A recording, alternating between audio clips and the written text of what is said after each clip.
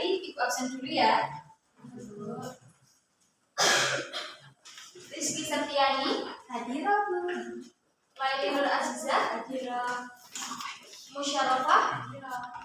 Ada yang tidak berangkat? Ada. Siapa? Amri.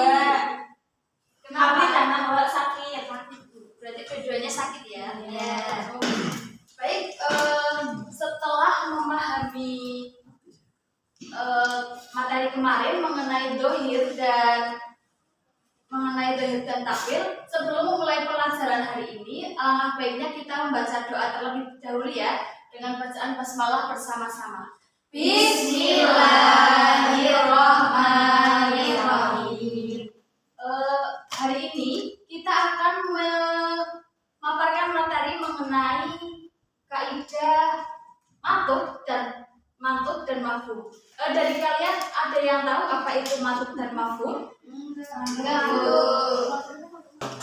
Dalam buku panduan, mantuk sendiri itu artinya tersurat atau bisa diartikan sebagai lafaz yang memiliki arti yang jelas dan tidak bisa ditakwilkan dalam kehidupan sehari-hari. Contohnya,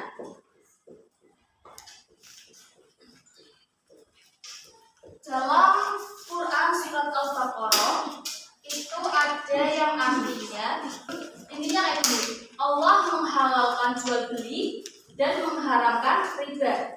Nah, dari maksud tersebut kalian udah tahu kan bahwa itu bisa dipahami dengan kalian tanpa ada kesulitan? Coba maksud dari Mbak Laili sendiri itu gimana? Tadi kan artinya memperbolehkan jual beli, tidak menggunakan riba. Itu ya Bu. Jadi kita bisa memahami kalau jual beli itu boleh, kalau riba itu nggak boleh. Berarti sudah jelaskan maknanya gimana? Terus kemudian ada pembagian mantuk. Mantuk itu ada dua. Yang pertama ada mantuk nas.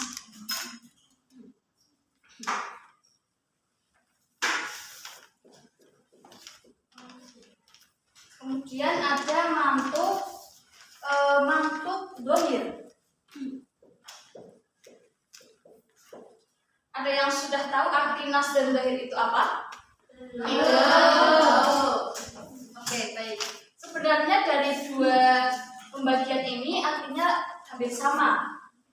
Namun yang nas ini artinya sudah jelas dan pasti. Kalau yang dohir itu lafadznya juga mudah dipahami.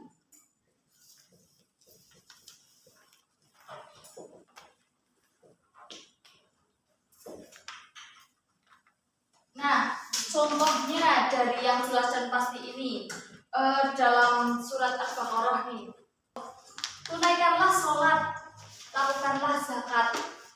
Dari pengertian itu sudah jelas belum bahwa emang sholat itu kan kewajiban dan itu sudah jelas dan pasti. Jadi tidak perlu ditakwilkan lagi. Bisa dipahami? Bisa. Untuk yang dohir sendiri, ada yang bisa mencontohkan? Mungkin dari Mbak Salma. Jelas dan paham?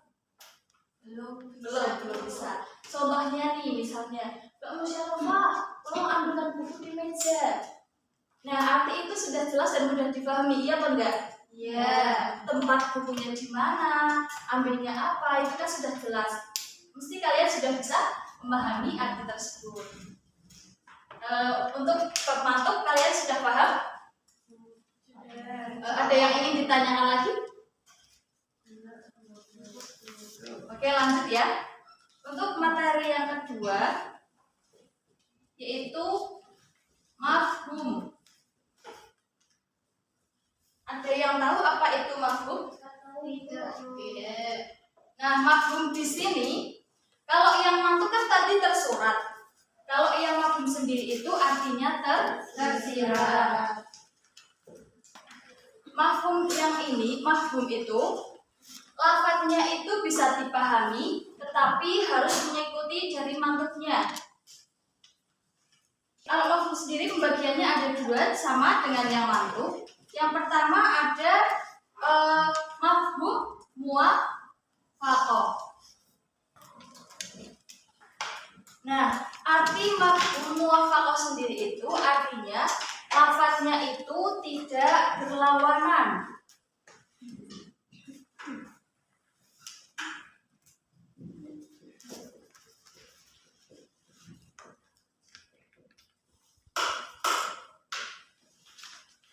Tidak berlawanan. Kalau yang kedua yaitu mafhum mukhalafah.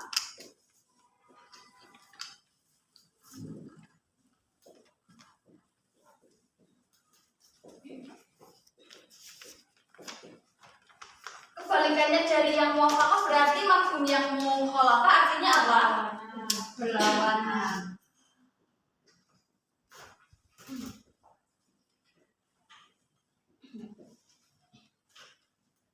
Contohnya nih, kalau yang muwafaqah itu misal dalam surat Al-Isra ayat 23,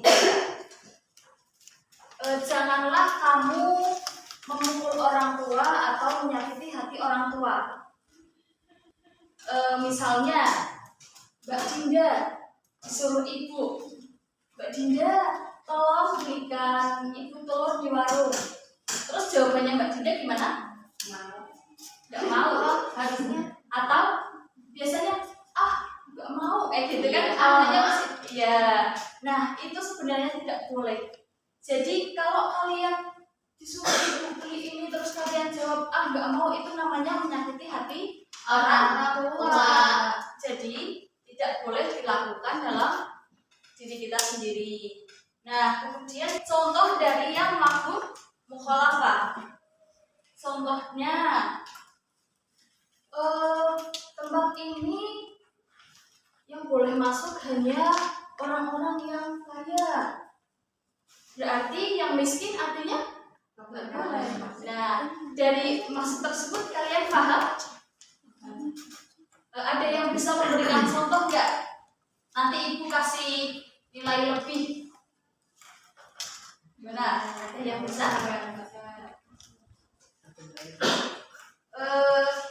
Dari penjelasan ibu hari ini, apakah ada yang ingin ditanyakan?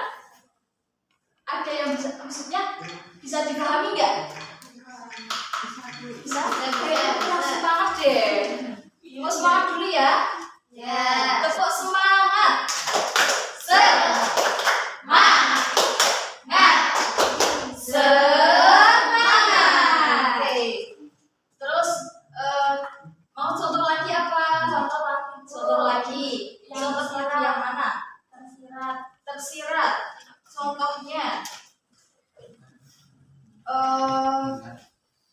dalam surat Al-Isra ayat 32 kan ada artinya, dan janganlah kamu mendekati zina. Ayatnya bunyinya gimana? Wala taqrabu zina. Nah, dari makna tersebut sudah jelas dan tersirat belum? Belum. Sebenarnya materinya sudah dipahami, tapi ada yang mengganjal kayak gitu. Oke, bisa?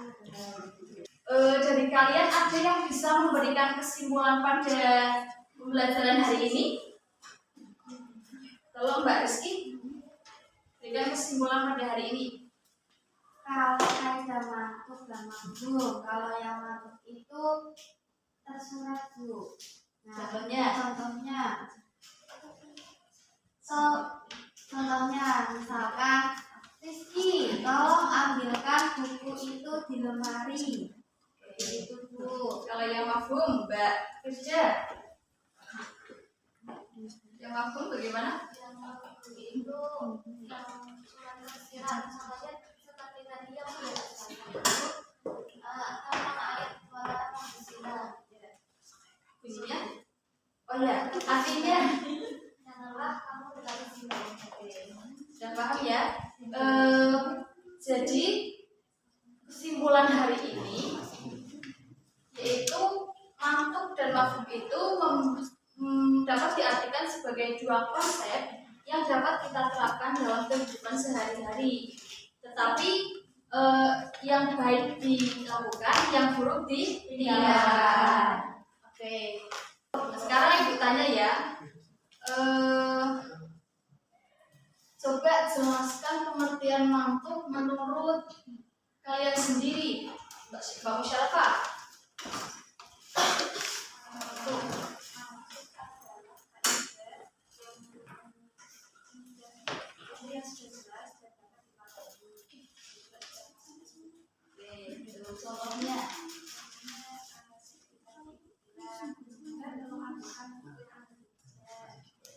Contohnya ya yang mafhum Mbak siapa? Salma. Oke Mbak Salma. Mafhum itu kan maknanya sudah jelas namun sulit untuk dipahami. Baik, untuk kesimpulan coba Mbak Dinda. Kesimpulan antara mantuk dan mafhum.